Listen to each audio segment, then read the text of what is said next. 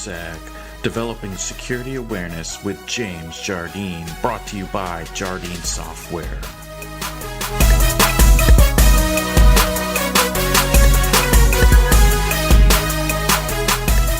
Hey everyone, welcome to the DevelopSec podcast. This is your host, James Jardine.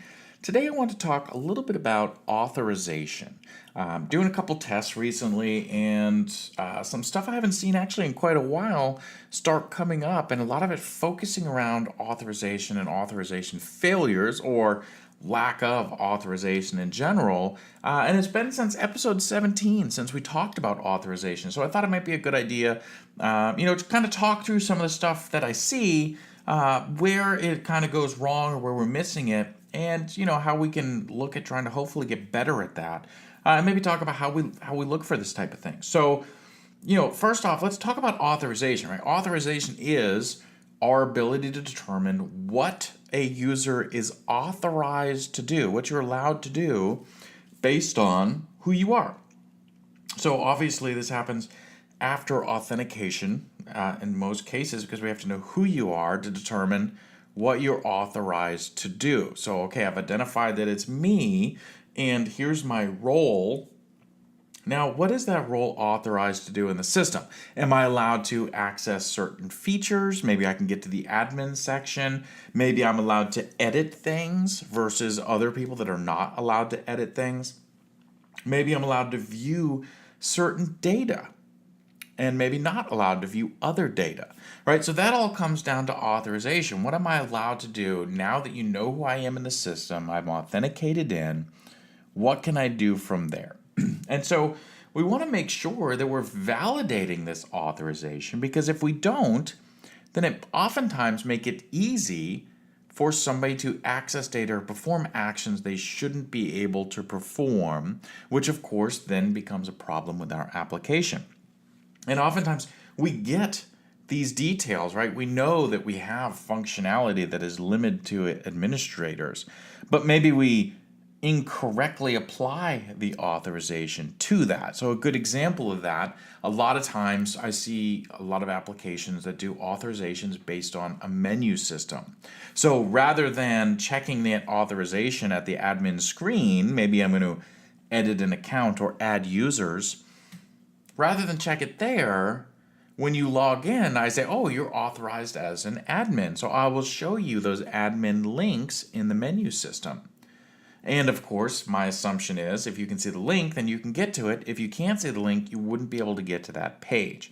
Now, this is a bad assumption, because now we're using the menu system as authorization. We're not using actual authorization on those pages. And one thing we want to always assume is that people will figure out the names of these pages. They'll figure out those links, whether they're using some sort of tool to enumerate through to try to find these, or brute force them, or if they just guess them based on how you name other pages.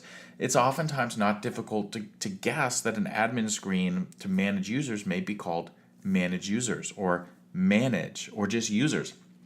So we can guess that, and if I can get that link, now I can go to it, and if I'm not authorized by the menu system, I can still directly browse or force browse to that link and be able to then manage users or do that function I'm not allowed to do.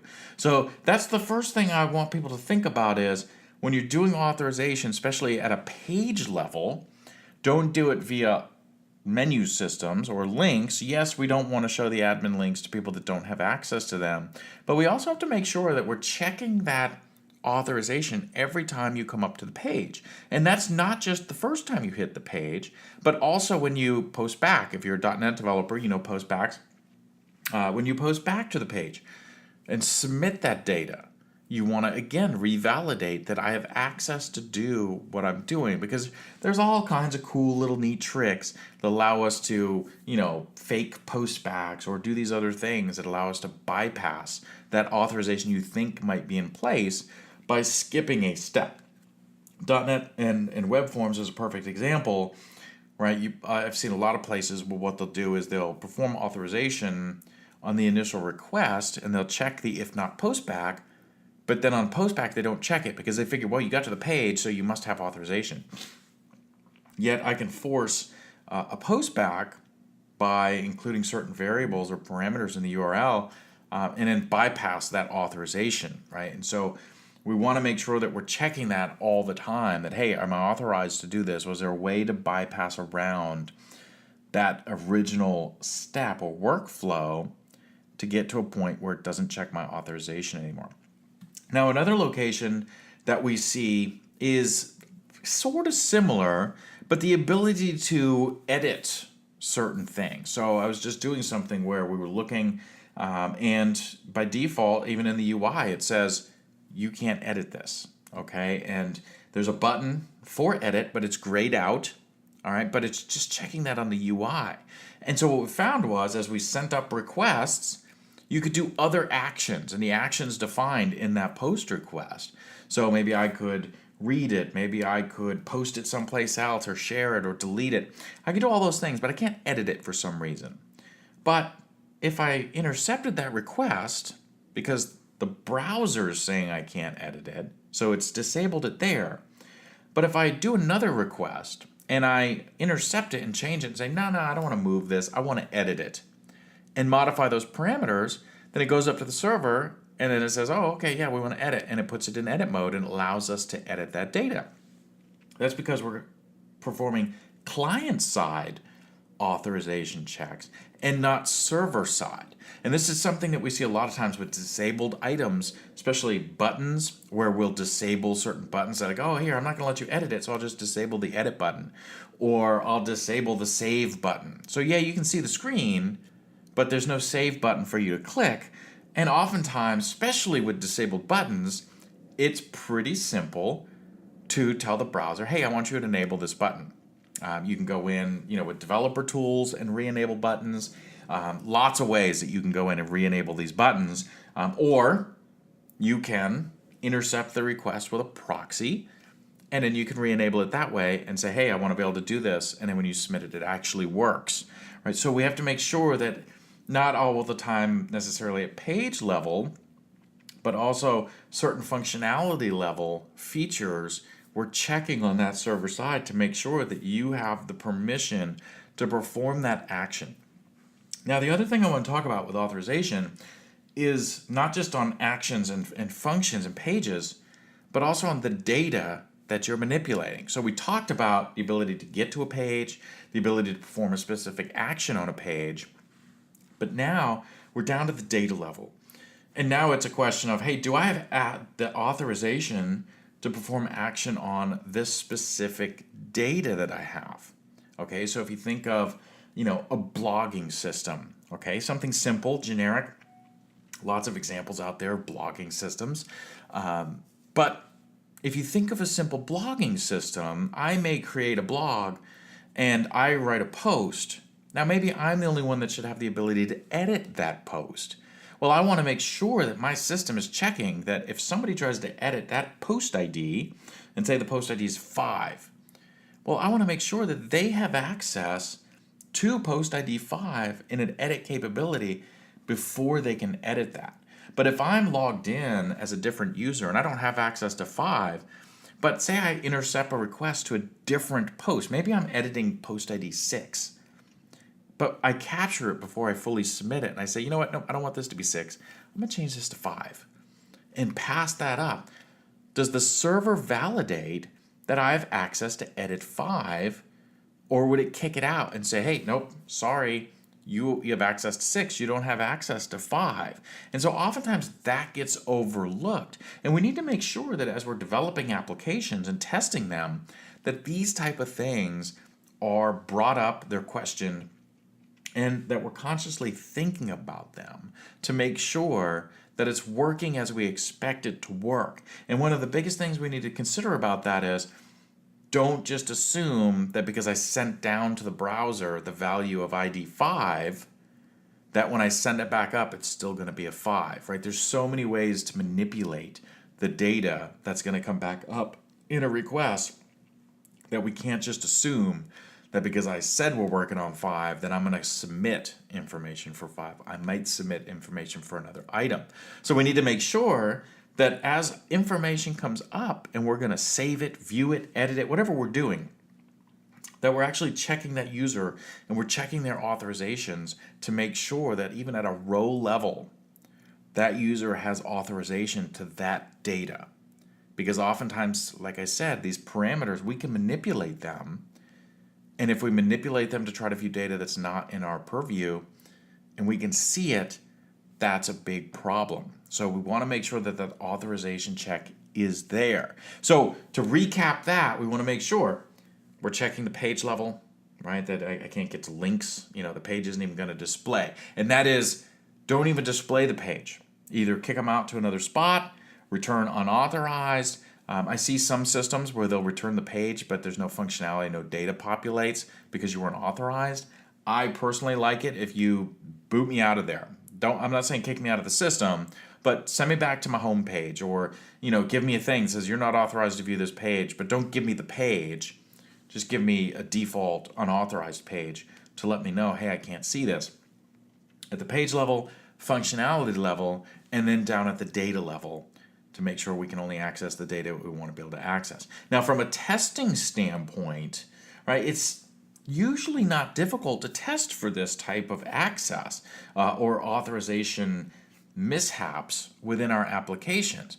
I do definitely recommend having 2 different accounts while you're testing. And this is for QA too, not just for people that do pen testing or application security specialists, right? But have multiple accounts and have multiple accounts that have access to different things. So when I'm testing an app, I always have at least an administrator account and a non-administrator account because that gives me access to all the administrative links that I can then go back through and say, okay, let me log in now as the non-administrator and see if I can access these links by force browsing to them. Saves me from having to try to brute force all these links.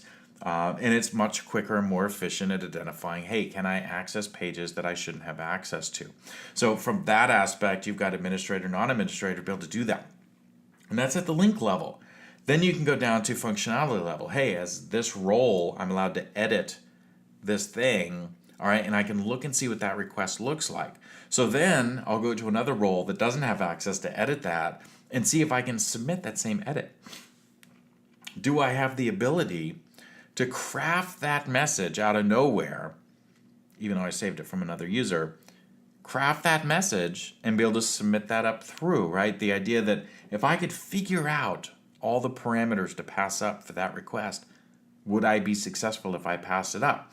And so we can't, again, go with the assumption that somebody's not going to get this information. Maybe your system is open source and the information is available. I could go grab it. Maybe I'm not supposed to have access to that page, but I can see what those requests look like. Maybe somebody shares that information out. Maybe I'm just that good at guessing.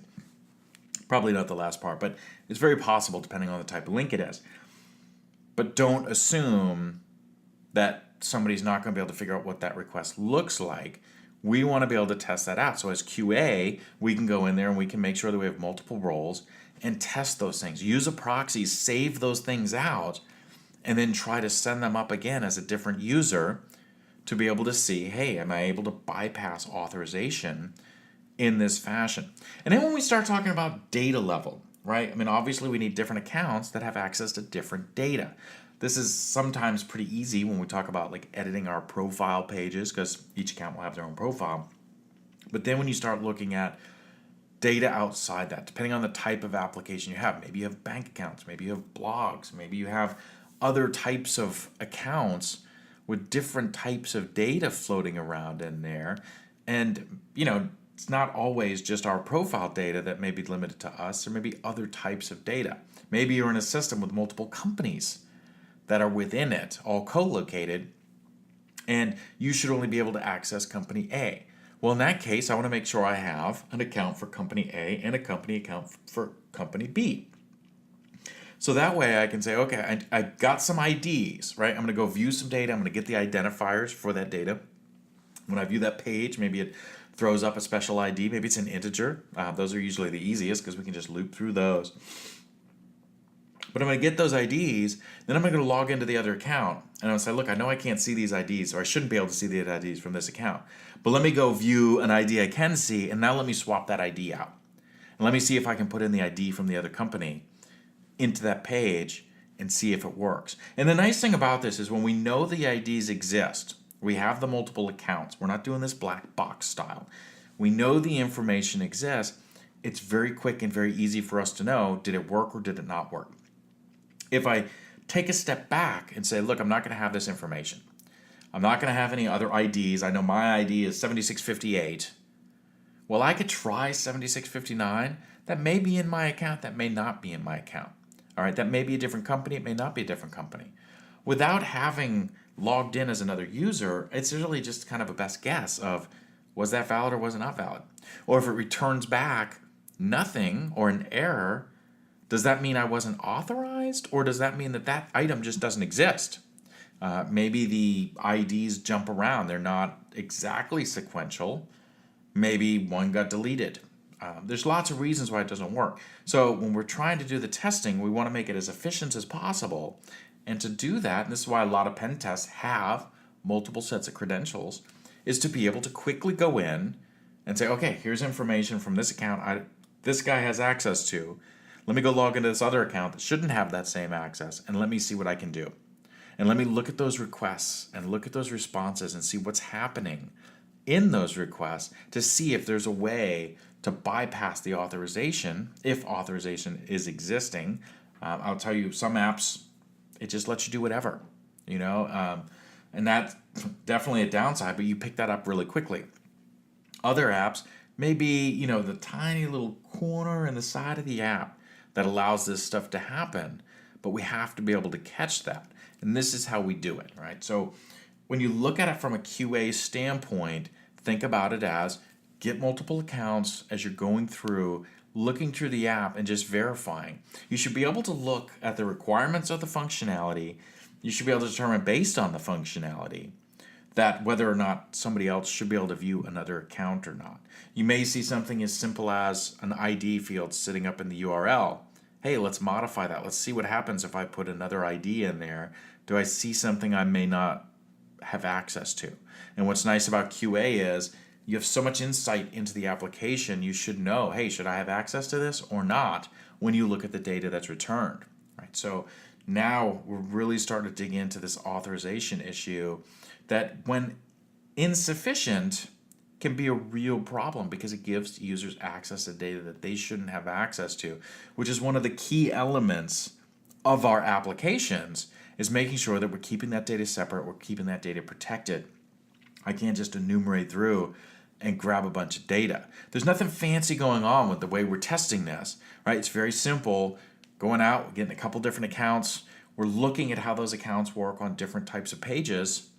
And then we try to take that information we know from one account and try to use it in another account to see if it still works. And if it does, then we know we've got an authorization issue that we can then document and bring back. And don't forget, from a BA perspective, right? Business analysts out there, when you're looking at designing and putting together requirements for some of this functionality, take that into consideration. If you know you're designing out and building requirements for the ability to edit blog posts, or edit or view bank accounts or your profile, make sure you put something in there, not just the positive test case of, hey, I can go see this, but also, hey, this is a sensitive transaction. Nobody else should be able to see this. Only this user or this role or this company should have access to this. Other people should receive whatever our predetermined unauthorized message is, that you don't have access to view this data.